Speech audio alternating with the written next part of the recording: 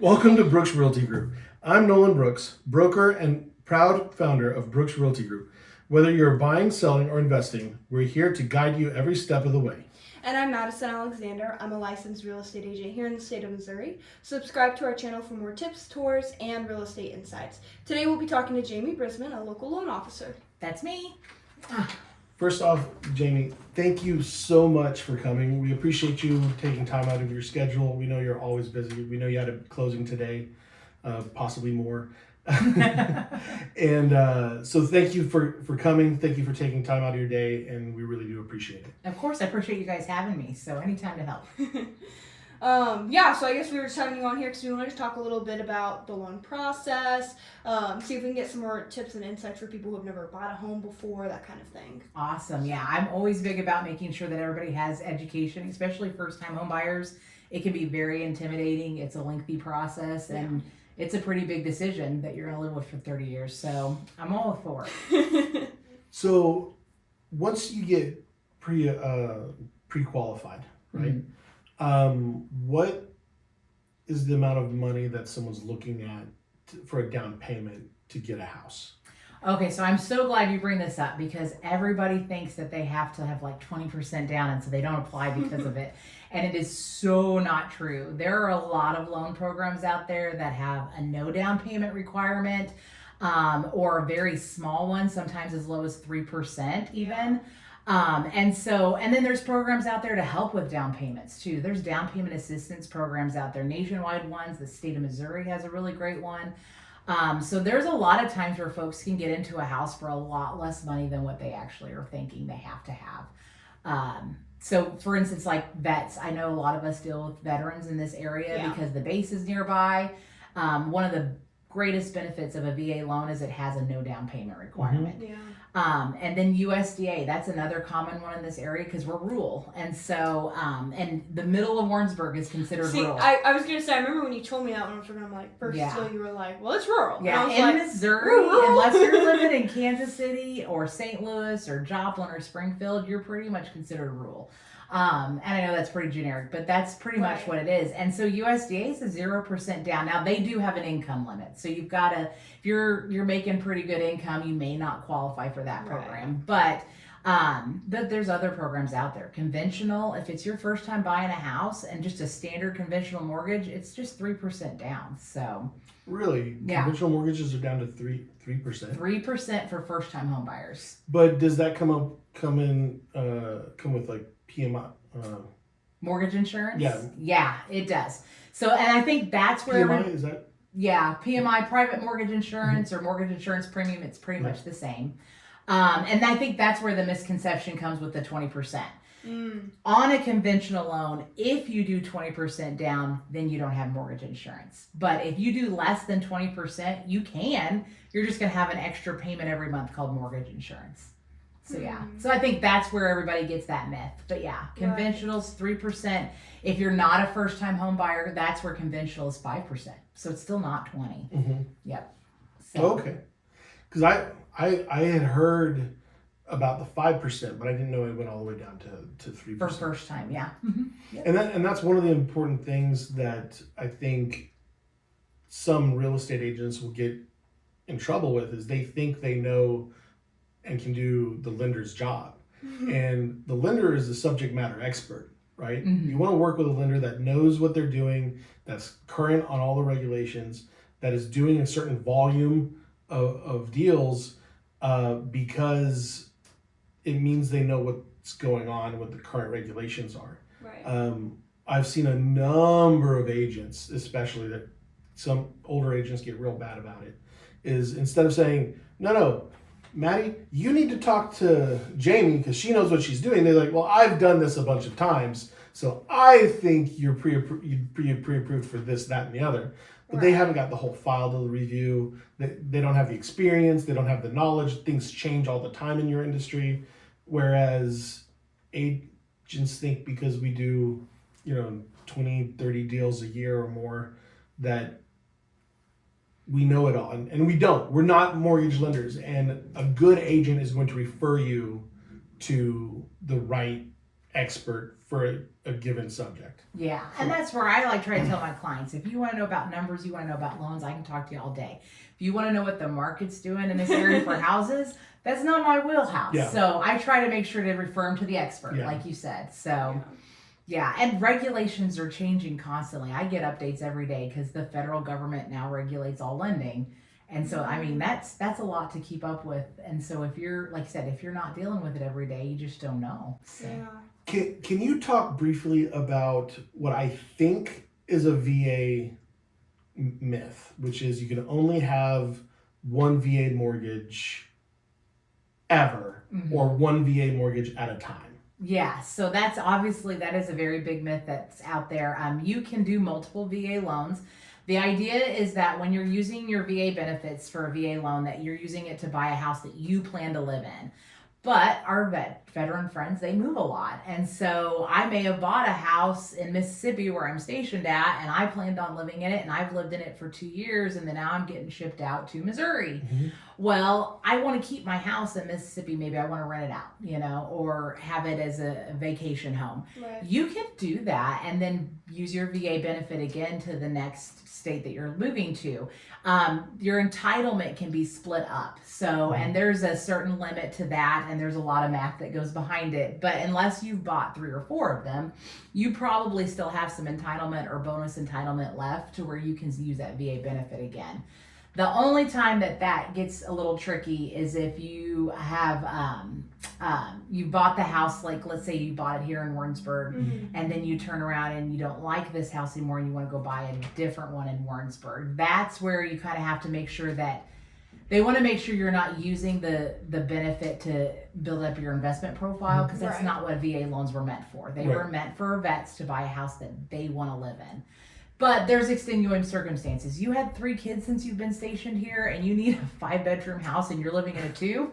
Right. The VA understands that, so yeah. So that's funny you mentioned that, because my wife and I bought a duplex for our first home. Then we had a daughter. That's why we bought the house. When we got pregnant with our son, we bought another house in the same community because we needed more space. And then when we had our daughter, we bought another house. So we actually have 3 houses here in Warrensburg.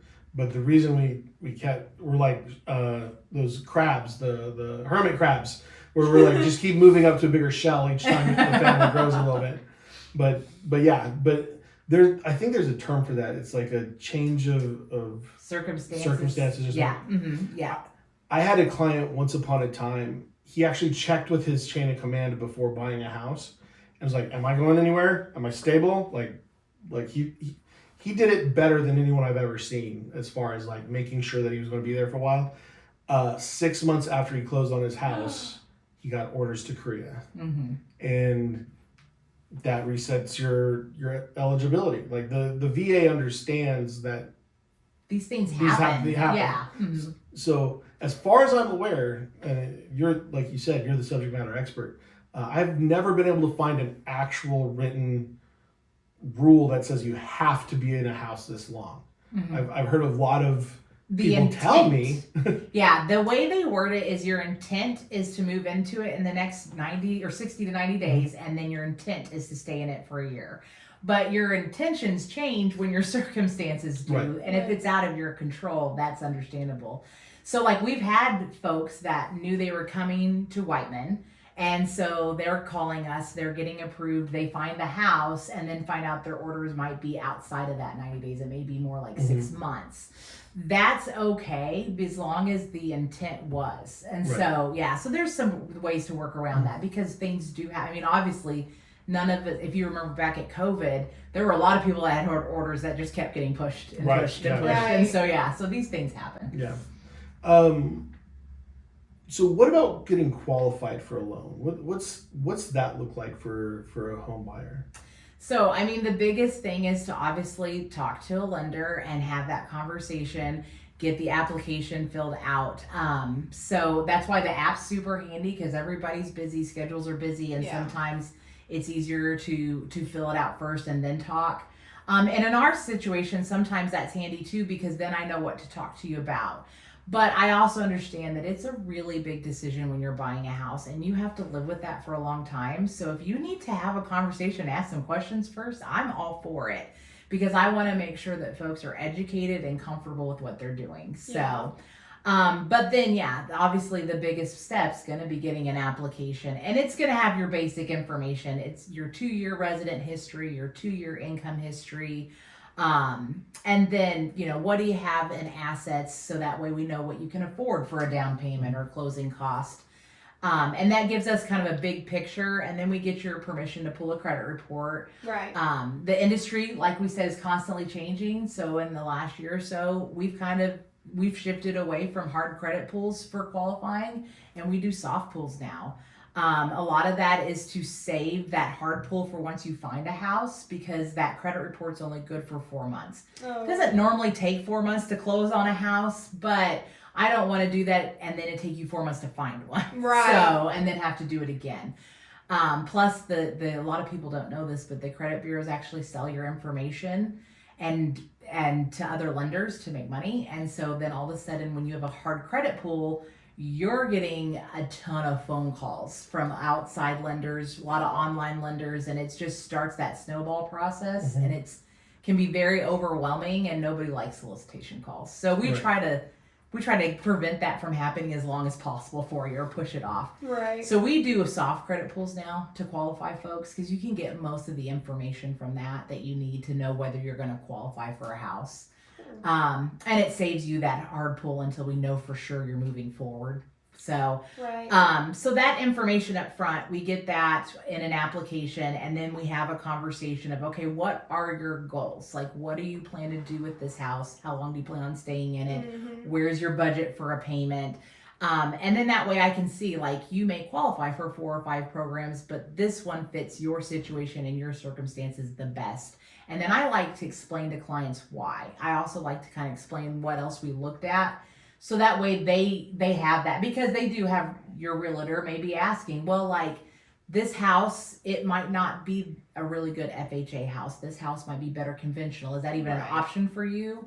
Well, if I've had that conversation with you of like, yes, it is, or no, it's not, and here's why, then that just helps them that much more when they're out shopping with you guys. Yeah. So, because the house is the other part of this. Like, I can qualify Joe all day long for a loan, but the house is another component to that as far as a loan goes. So they need to know why they are fit in this box. So it helps you guys when you're shopping. So, because if you throw a manufactured house into that can totally change somebody's approval. I've seen people go from approved to not because of that. So it's just to make sure that they know the why behind everything, and the what fors kind of helps them when they know to go shop for a house. Because sometimes I have to have that conversation. This is only going to work if you find this type of property. Like, your situation won't allow for this. So, and for them to know that, so they can not waste their time, you know? That's important. Or get their hopes up. I never want to get somebody's hopes up that they can do X, Y, and Z, and then find out they can't.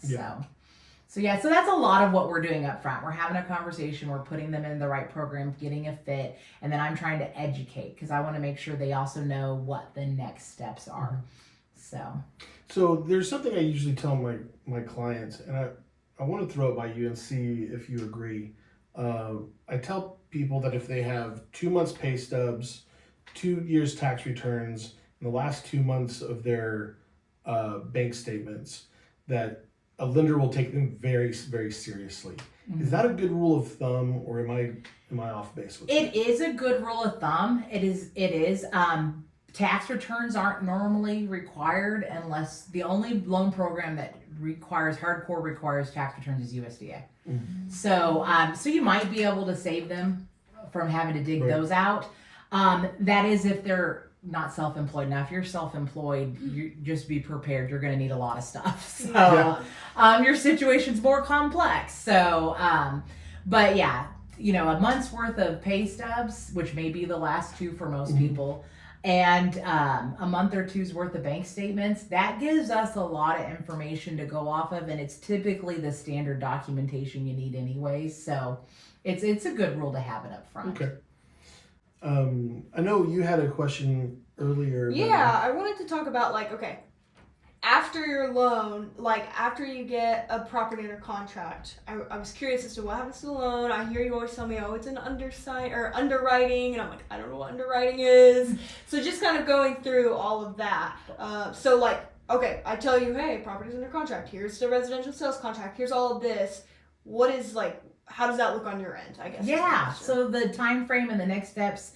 So once you get under contract on a house, I'm going to sit down that day, and I try to be as quick to do it that day or the next, because that's when you can lock your interest rate. So I want to make sure we're going off of what the market is and we're not missing an opportunity. Right. So I'll sit down, and then I'll have a pretty good idea of what loan programs are already best suited for you, because we've done your application. But if you had a couple of options, then we're going to really go, okay, now that we know the property, this is what you need to do. Yeah. And then talk about where the market is, get your rate locked in, get your whole loan set up, so that way we know this is the route we're going. And then we're ready to go. So we'll set that loan up that day. I'll have a conversation with you and kind of what next steps are and what to expect. If we don't already have all your supporting documents, I'm going to have you a final list of going, okay, this is the stuff we for sure need out of it. Right. And one of those things that you don't normally get asked for when you're applying, but you will once you get under contract, is finding who you want to use for homeowners insurance. Oh. So, because until you have a property, you can't really get quotes. So, but we will need that.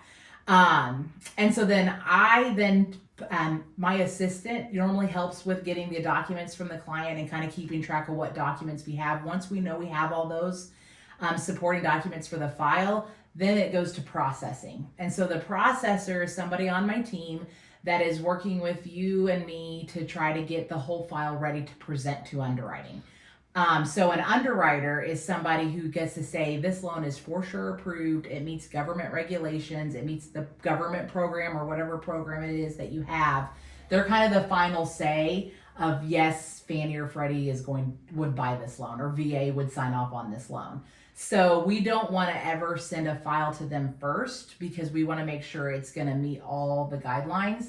Sometimes we know things about your situation or your file that we don't necessarily need an underwriter to know, because it may be too much information. So we get the file. The processor helps put all that file together. Some of it they're going to do is they're going to get an appraisal, because we got to have an appraisal on the property put in there. They're going to do verifications of your employment, verifications with your rent history or your landlords if it's necessary.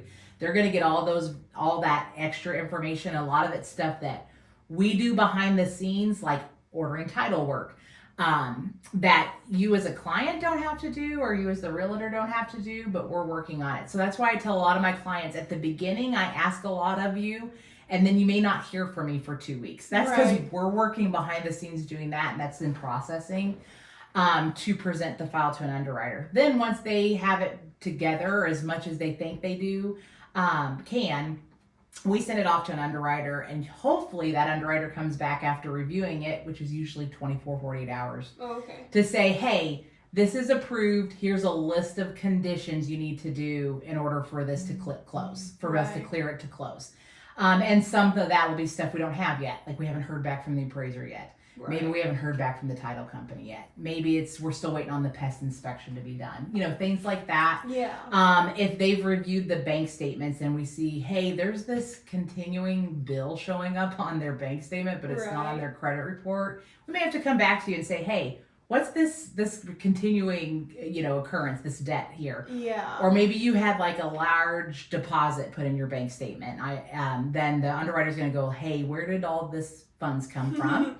Because the government makes us ask, it's not something we want to ask, but there's different things like that where will come up. So then I always like to let clients know there is a chance in the middle of this where you might be asked for additional information. If it's stuff we can't get and we have to come to you, and just be prepared for that. And that means an underwriter has requested it. Okay. But that list is awesome because once we get all of that, unless anything of these supporting documents bring up any new questions for the underwriter, that should be everything we need to close the loan. So now you may get an appraisal back and it requires repairs. Well, then that's something new.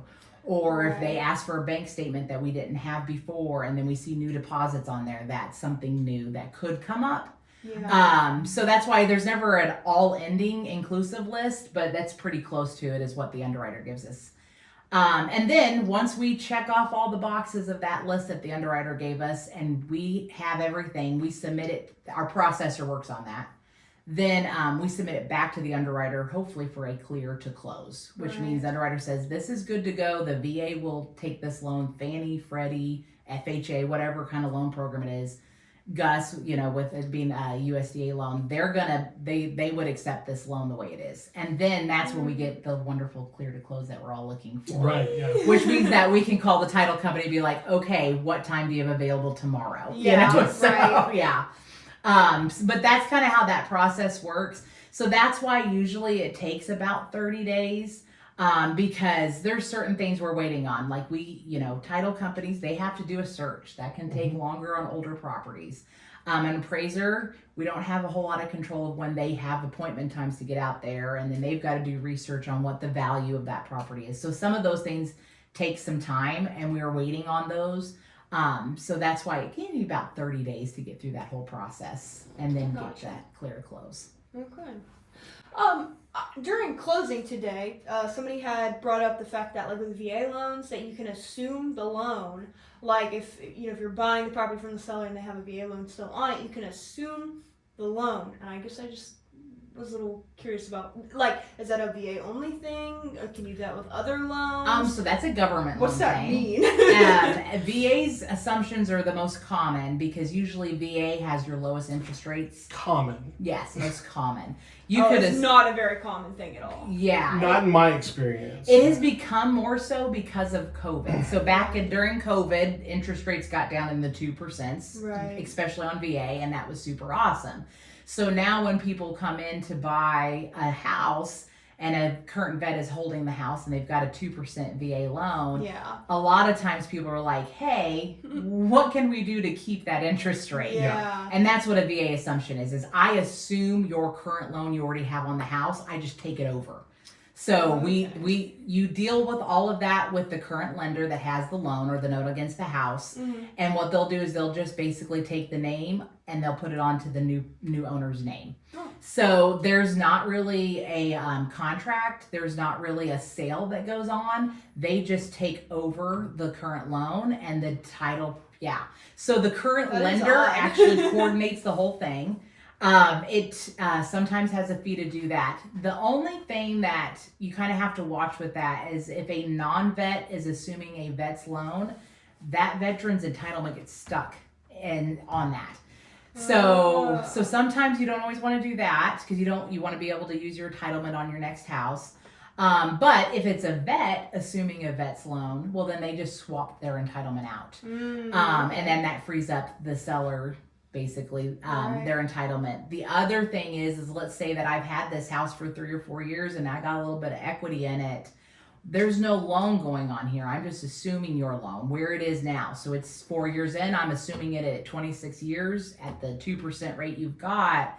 So this seller then is going to lose out on that 4 years of equity that they just accumulated unless the person assuming it has a wad of cash they can give them. So That wad of cash, by the way, this is an old term. I think it's a kind of an old term. You don't hear it used very often. But have you ever heard, I'll throw in the blank to boot? Like, I'll sell you this and I'll give you this piece of paper to boot. Yeah. The boot is not a shoe that they're referring to. The boot is a term in finance that refers to something, either collateral or money that you're giving to even out a deal. I always thought they meant leave. Like, I'll give you this if you leave. Oh, like, boot out of here. So I've never, I don't know if I've ever seen in an actual deal where they had a boot, but it's more common in commercial deals. Mm-hmm. You will see that. So like in a commercial deal, you might have, we're trading properties, right? Right. So I want your fourplex and you want my duplex for whatever reason. I will give you my fourplex. You will give me your duplex, but then I'll throw in $200,000 to adjust Right. the value so that it's an equal exchange of value. Yeah. Does that make sense? Mm-hmm. So in this case, if someone's selling an assumable loan, the equity difference that they come up with would be the boot to even out the value between the two, the exchange. Yeah. Does that make sense? Yeah. Yeah, usually in the VA assumption, the only parties involved is the person wanting to buy the house and the person selling it, because there's no commission, there's no contract, so there's really no realtor deal going on. Okay. Because it's all coordinated through the lender that holds the note. Gotcha. So the buyer's not even bringing their lender in. And only VA loans are assumable, or all No, loans government loans are assumable. So like FHA has assumptions okay. as well. It's not very common that you would see somebody assume one of those. Yeah. I don't know if this is correct, but I've only been involved in that maybe twice. Yeah. Over 10 and a years. lot of realtors aren't, because there's not really anything unless that person says, hey, they work out a deal on the side with you. Like there's nothing for them to do, because there's no loan, there's no sales transaction with the commission being taken out. Yeah. In the case with the one that I was directly involved in, I just didn't know there was no money for me. But you got to help somebody, which helped you. Sort of. Helped your heart. Kind of, sort of. Not really. So it seemed like to me that the lender was really opposed to releasing and allowing the assumption. I have seen that it's very difficult, because you're not even dealing with the lender, you're dealing with the servicing team. So servicing team is the person that just says you owe us money, like they take the payments. Yeah. So the servicer, and that they don't really get anything out of it other than a little fee. So they don't have a lot of motivation to make that transaction move very fast. Yeah. And it seems like they have an incentive, especially if there's a really low interest rate, to just get a new loan at the higher interest rate. So that was my perception. I don't know if that was correct. I don't know. Said I that. would think that would be how it would probably come off, but I don't think ethically anybody could say, no, I'm not going to do this. Right. But once again, there's not a whole lot of motivation. So they right. And when you're dealing with servicing, so a lot of loans get sold after they close. Right. So like when you close with Fairway, your first payment or two is going to come to Fairway. This past year, we actually quit selling our servicing. So now we normally hold on to most of ours. Oh, wow. Because we found out that we would do this, and then our clients would be like not very happy with who ended up with it, because they didn't take good care of them. Right. And so to offer better service, then we literally have started retaining most of our servicing. But not every lender does that. So a lot of them will sell your loan. And so a month or two after you close on your house, you get a lovely letter that says, hey, Mr. Cooper or Miss Wells Fargo or somebody now is who you make your payments to. Yeah. So they never had anything to do with you to begin with when you first bought the house. They're just collecting your monthly payment and sending you a statement every month. They don't have a lot of customer service involved there, I don't feel like. And so I could see where, like I said, they're just not highly motivated. Yeah. Yeah. So for like I was to look at buying a house, because for me, like, customer service and like relationship and all that was like a big deal, especially if I owe you this much money. Yeah. And so like, is there a way that you can choose that more, or is that like typically with most lenders they just sell it and good luck? Yeah, most lenders sell it usually because there's an incentive. So on the lending side, this is like way upper level. But like on the lending side, most people don't realize that, but like we don't actually make money off the loan itself. Our loan comes from my commission, and a lot of our profit for our branch comes from selling the loan after the fact. That's how we get ours. So that's why, like, actually, if a client were to pay their loan off in the first 6 months, I usually have to pay my commission back. So, yeah, because, so I'll have clients that are like, I've got this house, but I don't want to sell it yet. I want to get approved without being contingent, because it's easier to get my deals accepted, and I want time to move, or I want to remodel my house, whatever it may be. And so, but as soon as I do, I'm going to pay this whole thing off. And so I always have this upfront conversation with those clients and go, hey, I completely understand. And there is no penalty or fee for paying off, really. You're more than welcome to. Right. If you like me, though, would you mind? If you like me. Would you mind hold on to this for 6 months? Because otherwise I pay my commission back. So. Oh, man, that would suck. Yeah. So, and that's because we sell the loan. So you don't sell the loan anymore. Well, we do. So a loan gets sold two ways. The loan itself gets sold. It gets to sell to Fannie, gets sold to Freddie. And but then also the servicing can be sold as well. So a loan gets divided up several ways after the fact. Yeah. So you've mentioned Fannie Mae and Freddie Mac several times. Mm-hmm. Could you go in just a little bit about what those were? Yeah. I'm glad you asked because I was going to. So I was thinking the Fannie same and thing. Freddie are government agencies that own most of the mortgages in the United States. So whenever you talk about a conventional loan, you're either doing a Fannie or a Freddie loan. And it's silly, but the government has these two because of, and I don't even want to say because of monopoly laws. They have two different, basically government-owned entities that buy mortgages, and it's Fannie and Freddie. So when I'm qualifying somebody for a conventional loan, sometimes I'm qualifying them, and clients don't ever really need to know this because it doesn't really affect them, but I'm either looking at Fannie regulations or Freddie's because they're different. So like, let's say I have a client that has a lot of student loan debt, but all the payments are deferred. In the mortgage world, we know that there's a good chance in the next 30 years, they're going to come out of deferment. So we do have to put a payment to those and count that against their debt to income ratios when we're deciding whether they qualify for a home loan. Right. Fannie requires that we do 1% of the balance as that payment. Freddie only requires 0.5%. So if you have a lot of student loans and you qualify for a conventional loan, a lot of times I'm going to qualify you for a Freddie conventional loan. Right. Because it's not going to hurt you as much on your student loans as a Fannie would. So that's government agencies that buy it. If you have a government loan, or what we consider a government loan, like an FHA or a VA loan, or Ginnie Mae is the government agency that buys those. Oh, So okay. yeah, and then USDA is also bought. Well, it's by USDA. So yeah, rural development would be the other name for that. Oh, okay. Yeah. So Oh, man. yeah, that's There's so much. There's a whole other layer to lending that most folks never see or even get into because they just Right. it's not It's necessary. their job, yeah. Yeah. So, but yeah.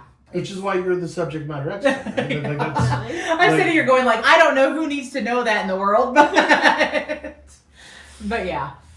So how'd you end up getting into mortgages and the financing industry? So me personally, it was COVID. So I had been in subprime lending for 11 years before COVID happened, which is basically I helped folks that no other financial institutions would really help. Either they had no credit or they had issues with their credit that made it to where they could not get traditional financing through a bank or a credit card or what have you. So the company I worked for gave them an option versus having to fall into like the payday loan issues. Yeah. So I worked with a lot of clients that had credit issues, needed help building their credit, and then I also filed their taxes. I did that for 15 years. So when COVID happened, my husband had a transplant, and so he was very high risk. And so we kind of needed to hide, and that just wasn't an option with that employer. So I always thought, well, if I ever get out of helping folks on this side of the world, then I think I would probably go into mortgage, just because I love the idea of helping people find a home. So that's when COVID kind of forced me to go get my mortgage license. So, and that way I could work from home. So then what I actually did is I worked for an online lender, a pretty well-known one, Rocket Mortgage, or used to be Quicken Loans back in the day. And and I did that to get through COVID until things kind of calmed down, and then I felt comfortable going back out in the world because I'm a people person and I like dealing with people, and so I would rather deal with somebody in person. And so then that's where I left there because I have seen the online lending side of things. I kind of understand why that may not be the best option for folks. And so I can kind of guide them through that as well. Yeah. But it gives me because of my history, it gives me kind of a unique perspective to help people that have had issues with their credit, may still have those. Yeah. Maybe a thing that's kind of a hurdle keeping them from getting into a home. So, and then my heart's kind of with them as well, because obviously my husband had a lot of health issues. And I used to always tell my clients when I worked for subprime, like, just because I'm on this side of the table does not mean that I don't understand what it's like to not afford your bills. Right. Or struggle to pay them. So please talk to me if you're having issues and we'll figure out a solution. Yeah. And I did that with a lot of my clients. So it's kind of the same thing. Like, please don't think that your credit should ever stop you from finding a home and buying a house, because I feel like everybody, if they want to be a homeowner, has the right to do that. Yeah. So I will take the extra time to kind of work them through, like, here's what we need to do with your credit. Here's what we need to do with you. Here's what you need to save. Here's how we need to get you in a situation where you would qualify for a home loan. So I've had clients that I've worked with for 2 years because it took us that long to get them qualified.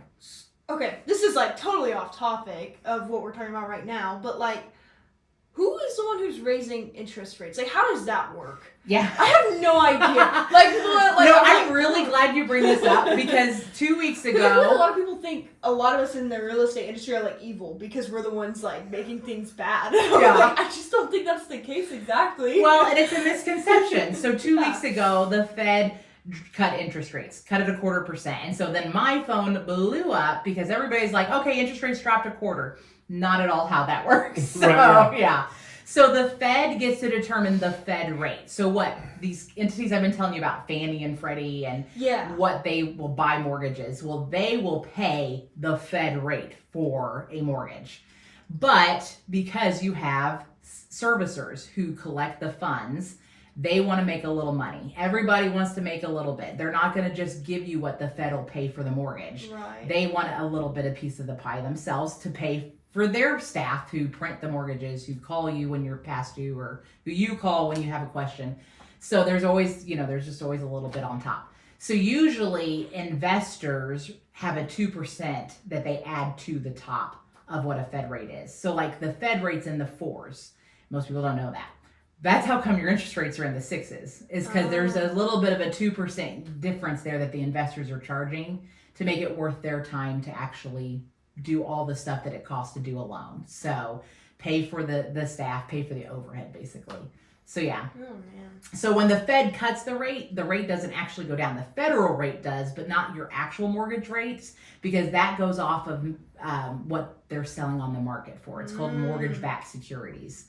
So we watch the market daily to see what actual interest rates, how they're reacting. So for instance, all the analysts knew a good 2 weeks before the Fed met that they were probably going to cut that rate.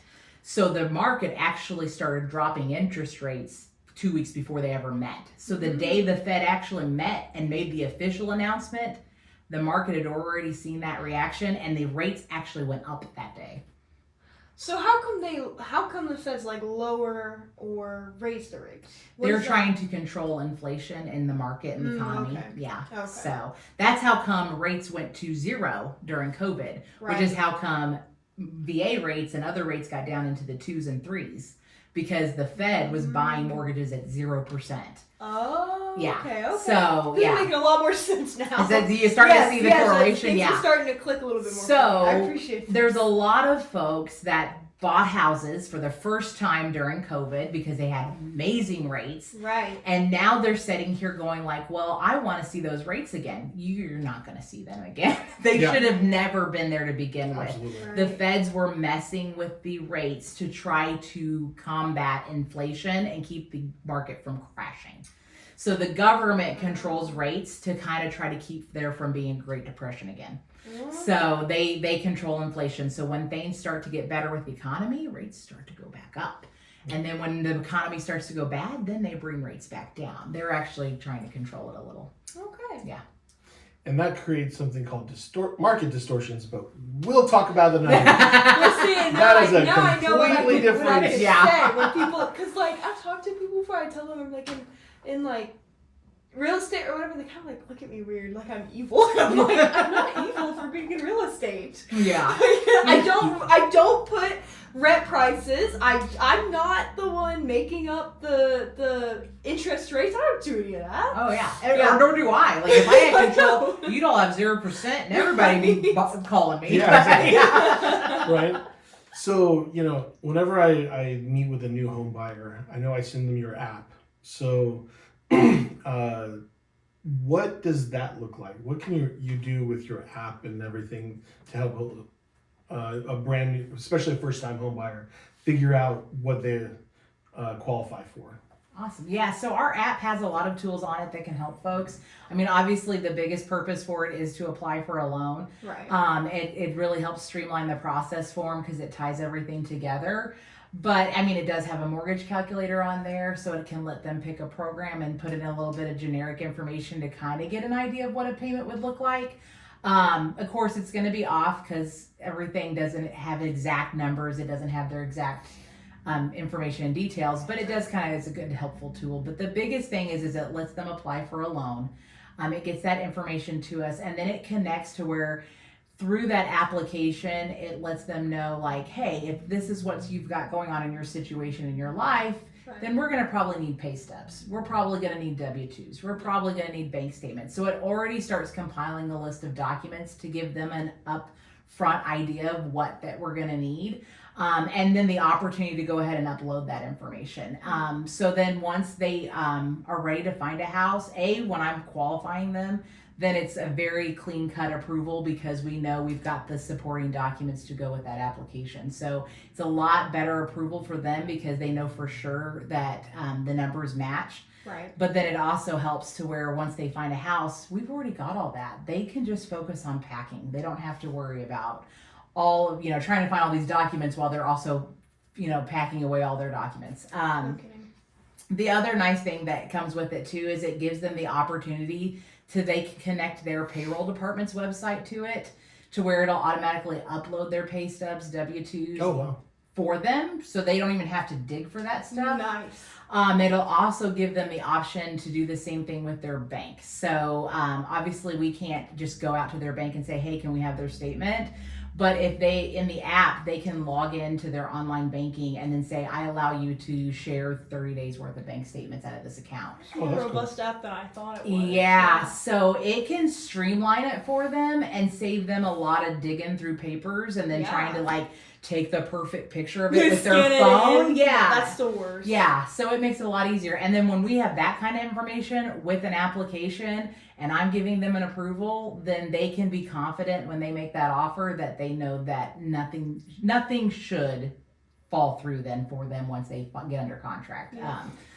It's funny because I didn't know that your app did all that, but I've been helping a lot of my, especially first-time home buyers, download that app, and I focus on a completely different section of the app when I'm talking to them because from my perspective as an agent, what I want them to understand is kind of what their payments are going to look like. So the calculator is the biggest thing in my mind, but for you, obviously, it's the application process. I didn't even realize it had all that other functionality because what my focus was, okay, let's see what payment is comfortable for you, because usually it's that monthly payment that matters the most in most people's lives. The big sticker price is all well and good, but what's that monthly payment going to be, and how's that going to affect my Christmas, and how's that going to affect my groceries and all that stuff. Yeah. So that's interesting. I didn't know the rest of that. Well, a lot of times, like when I talk to a client for the first time,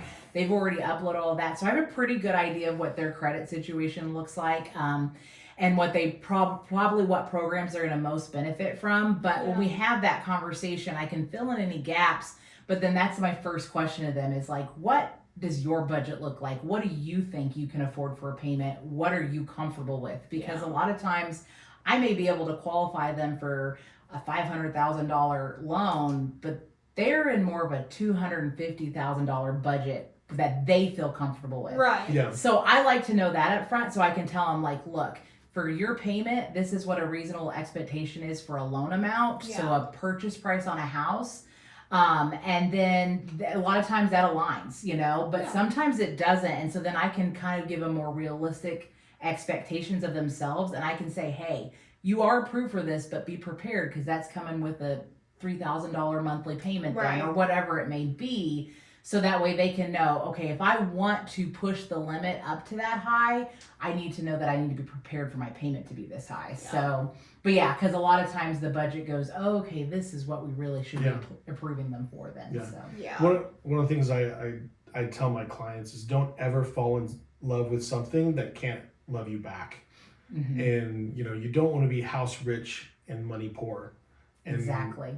And I think that's great advice for anybody, regardless of your situation. Is slow down, Mm-hmm. take stock of what you can really live with, because even if you love that house isn't going to care for you, and that house is going to break down. You need to have funds to be able to maintain it so it stays your dream house. Yeah. Right. Like I always like to tell my clients, like the government has regulations on debt versus income and things like that we have to follow to get them approved for a loan. But I said the government's not the one making your payment though. Yeah. They're not the Right. one living with it. So we got to make sure it's something you're comfortable with. So we're right about the 40-minute mark. So Mhm. I appreciate all your time. But before we let you go, do you have maybe a top 3 piece of advice for first-time home buyers or home buyers that if they don't remember anything else from this long, this wide-ranging conversation we've had, that if they remember those 3 things, they'll be okay? Yeah. So if you are even curious about buying a house, just apply for a loan. That's the first basis for figuring out what you can and can't do. And sometimes, like I said, I've had clients I've worked with for 2 years to get them to where they qualify. So if you're even curious at all, just go ahead and fill it out. Like I said, we're doing soft pulls now. Even if I did a hard pull, the effect that it would have on your score is reversed pretty much in 90 days as long as you keep paying your bills. So it doesn't hurt you as bad as you would think to just apply and find out. Because information's power, knowledge is power, and you won't have any if you don't know. Right. So go ahead and just apply and find out what you can and can't do and what it looks like. And it costs nothing to apply. Right? It costs nothing to apply, not at all. So it costs us a fee to pull your credit, but you don't get charged that unless you buy a house. So apply and find out and talk to somebody so you can find out. And I think that's the biggest key. Don't be scared to fill out an application. I have so many people they're self-defeated and they talk themselves out because they're worried about what their credit was, or they're worried because they don't have a bunch of money in the bank, or they don't think they'll qualify. Just find out, and then you'll know, what you need to do. And you might be surprised. You may not need to do anything. So, so apply and have that conversation. That would be like the number one thing I could tell somebody that's contemplating that. The other thing is that once you do get qualified, and you're really excited and you're looking for a house, try not to change anything. I've had people that have quit their job and I have had people that have gone out and got excited and got a credit card and bought a bunch of new furniture because they really want to decorate this new house. Yep. And then they no longer qualify. So I had someone buy a brand new truck with like a $900 a month payment. Yeah. Yeah. So he got to live in his truck because we lost our financing. So if you're serious about actually, after you apply and get qualified and serious about actually wanting to buy that house, don't change anything in your financial situation, your employment, your income until you've closed. So the day after, if you want to go buy a new truck or you want to go buy a whole bunch of furniture, go for it. But just wait until you close. So that would be the other key thing. And then I always say, because I have dealt with the other side, if you need to deal with somebody that's local, deal with a local realtor that you're comfortable and confident in, deal with a local lender, deal with a local title, keep it as local as possible. And the reason I say that is because if I don't have to see you in the grocery store after this, how good do you think I'm actually going to treat you? And there are people in this industry that do not have integrity, that do not have ethics, and you are just a number, you are just a voice on a phone, and that's the kind of transaction you're going to have. And if things go sideways, if things don't go right, you need to be able to have somebody that you can get a hold of, that you can trust, that is going to have your back. And a lot of times, if you're finding them on a computer, you probably aren't going to get that. So that's what another big piece of advice is that try to make sure you're comfortable and confident with the team you build, because it is a team effort to get these to closing. And I suggest that you stick with somebody local that there's a little bit more accountability if I have to see you afterwards. I'm gonna treat you better than if I never get to see you again. So that would be my third. Yeah. Well, thank you very much. Really appreciate your time. Like I said earlier, as always, it's a pleasure chatting with you. And I think I'm going to hand it off to Maddie. Yeah, thank you, Jamie, and thank you guys for watching. Remember, whether you're a first-time home buyer or an experienced investor, we've got the knowledge and the skills to guide you every step of the way. I'm Madison Alexander. And I'm Nolan Brooks. All of our info is below, and don't forget to like and subscribe. We'll see you next time. We're so professional, see, Jamie? I love the intros and exits. Those